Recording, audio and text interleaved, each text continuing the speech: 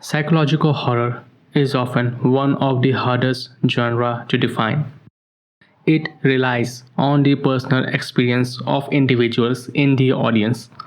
A film about giant arachnids, for example, will be a nightmare for those who have inherent fear of spiders. For those who don't, it's just another fun concept. A movie where characters make irrational decisions, like every other horror film in existence. But can a film about returning an item you accidentally brought back home be a psychological horror? And what if it's just about a small child going from one village to another to meet his friend to return a notebook? Would that be a horror? I suppose it would be if you decided to introduce some spooky parts, woods, or folktale. Perhaps a witch that wanders the road after sunset? Or how about how nobody leaves their house after dark? Well, this film has none of that. Yet, in this essay, I will be talking about how the film Where is the Friend's House, written and directed by Abbas Kiarostami, is a psychological horror in disguise.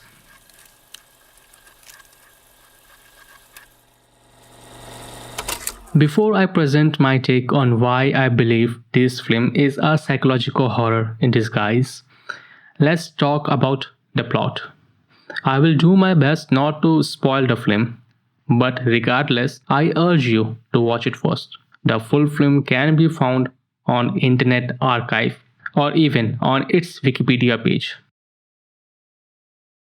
The film follows the story of Ahmed, a great scholar who happens to see his teacher scold his friend Reza for not doing his homework in exact way he was told. The teacher gives him an ultimatum. If Reza repeats this mistake the next day, he will be expelled. Later that day, Ahmed comes home to find that he accidentally brought back his friend's notebook. He asks his mother multiple times to let him go and return it, or else his friend will be in serious trouble. His mother denies his request and on some occasion ignores him completely, telling him instead to go do his homework and then he can go out and play. While doing his homework, Ahmed's mother asks him to go out and buy some items for dinner.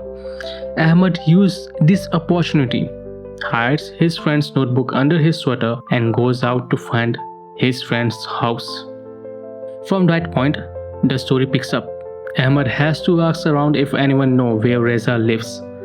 He climbs a hill to reach his friend's village, then back again, then back once more. He does as the adults around him guide. Some try to help, some don't, while some dismiss his mission as a child's needless worry, while others project their twisted belief onto him in conversation. The film ends with Reza's homework receiving excellent remark from his teacher. Now, those of you who have watched the film or listened to my recap might have questioned, where is the horror in it? In its current presentation and recap, the story doesn't seem to project any of the aspects that we usually associate with psychological horror. There are no soundtracks, no deep drones or music for most part. There is a music playing in the scene where Ahmed climbs the hill, but that is not the horror. So let's step back a little and try to understand the film. The film is shown from this perspective of a child, not an adult, not the audience, but a child. Ahmed is growing up in a village, not in a city.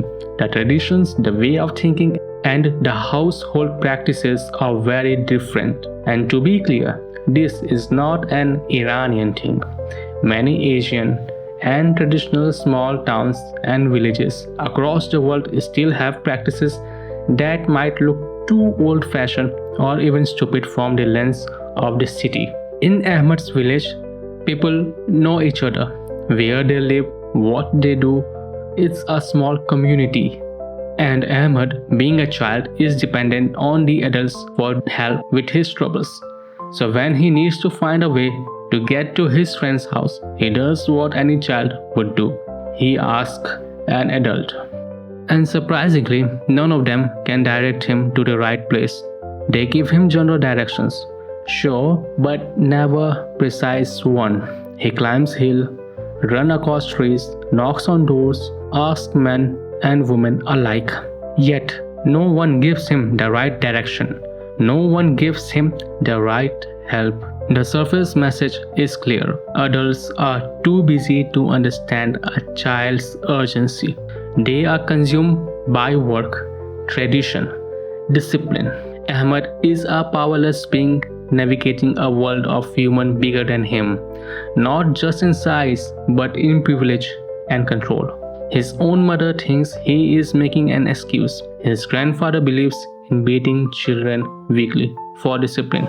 اگر چنانچه در 17 اون 10 قتل میشد، اما در 15 اون کتک قتل نمیشد، برای اینکه من تحویل اجتماع بیام.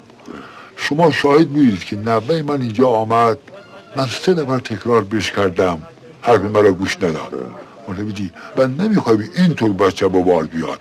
اگر اینطور بچه تنبل به بار بیاد، به حال جماع نمیخورن. دیرمون بچه حرفتو گوش نداد، کتکم زدی. حرف من رو گوش نداد، کتک میدادم. عرض کردم که هر هفته 10 به من میداد، اون 10 قتل میشد، هر 15 اون کتک قتل نمیشد برای تعلیم دادن من. بعد اجتماع بایستی بچه‌ای که هر تعلیم داشته باشد، که حرف پدر را 1 بار گفتن گوش بگیرد.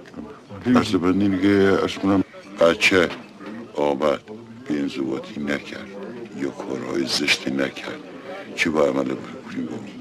چی میکنیم؟ بهانه میگیرم. Others around him either ignore him or dismiss his presence. I could have said that the film makes it look like Ahmed was isolated. But isolation is when the world is distant.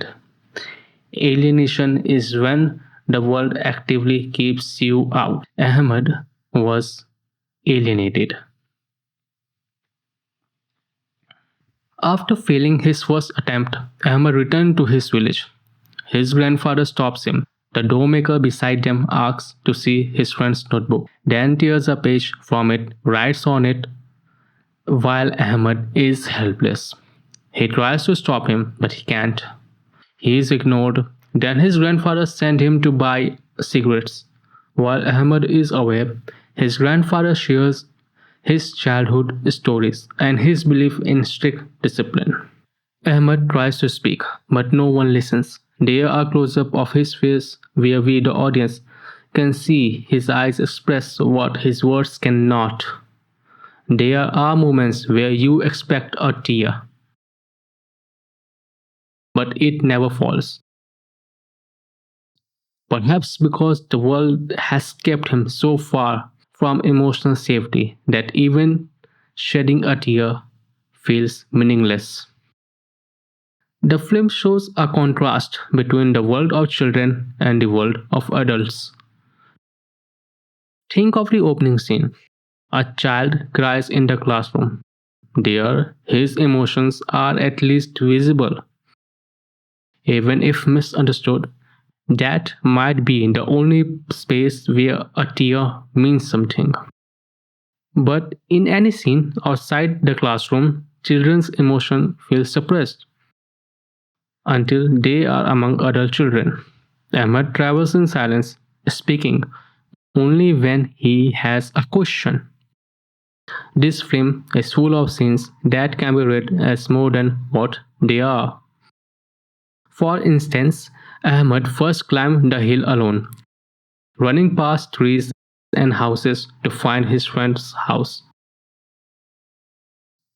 He fails. In his next attempt, he follows an adult riding a mule, running behind him across hill, trees, houses. Perhaps this scene shows how the Ahmed tried to do things on his own and failed. Being a child, he tries to rely on an adult, even though the same adult ignored him and tore a page from his friend's notebook. Ahmed still follows him. He follows as the world around him grows darker and darker, as the sun sets and the sky dims. Maybe it's just me, but it says a lot about the world of children. They are so bound, so reliant by nature on adults that even if those adults hurt them, suffocate them, or treat them as burdens, they still have to follow and live with it. Because being alone wouldn't make things much different. Hence, I believe for those who have felt invisible, outcast, or unheard, for those who were forced to endure the climb up the hill, the trees, the darkening skies when everything around you felt scary, Where is the Friend's House doesn't just tell you the story of Ahmed. It tells you your own story. It speaks not of a boy returning a notebook, but of a human being desperately trying to matter in a world that doesn't recognize his voice. There is a famous saying, the horror lies not in the story, but in you, in all of us. There is a desire to be understood and an equal fear of it.